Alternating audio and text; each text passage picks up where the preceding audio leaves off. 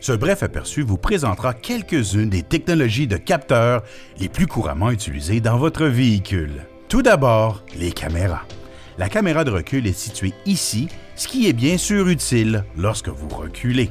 Il y a une deuxième caméra dans le pare-choc avant et 2 caméras supplémentaires montées sur les rétroviseurs extérieurs qui permettent le déploiement du système de surveillance des angles morts. Lorsqu'elles sont combinées, ces caméras constituent le système de surveillance visuelle de périphérie. Si l'un de ces systèmes ne fonctionne pas correctement, il se peut que quelque chose bloque l'une de ces caméras. Ensuite, il y a une caméra de pare-brise avant qui aide avec de nombreuses autres caractéristiques de sécurité, y compris avertissement d'inattention du conducteur, assistance à l'évitement de collision avant, assistance au maintien dans la voie et assistance au feu de route. Ainsi, quand vous nettoyez votre véhicule, surtout en hiver, assurez-vous de dégager l'ensemble du pare-brise et les autres capteurs.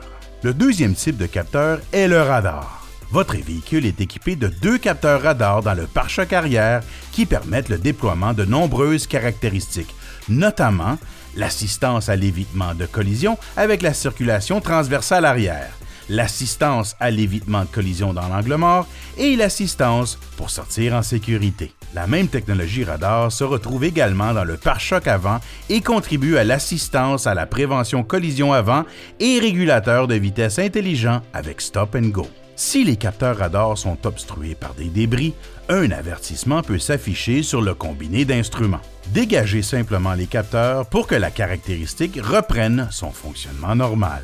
Le troisième type de capteur est appelé ultrasonique. Ces capteurs peuvent détecter les objets à proximité immédiate du véhicule et permettent d'activer l'assistance à l'évitement de collision en stationnement et l'avertissement de distance de stationnement. Comme pour les autres capteurs, veillez à ce qu'ils soient dégagés pour fonctionner correctement. Enfin, il y a un capteur de lumière ambiante à l'intérieur sur la partie supérieure du tableau de bord qui permet d'activer plusieurs caractéristiques automatiques des phares si le capteur reste propre et libre de tout débris. Pour plus d'informations sur ces technologies de sécurité et de nombreuses autres disponibles, consultez les vidéos supplémentaires et le manuel du propriétaire.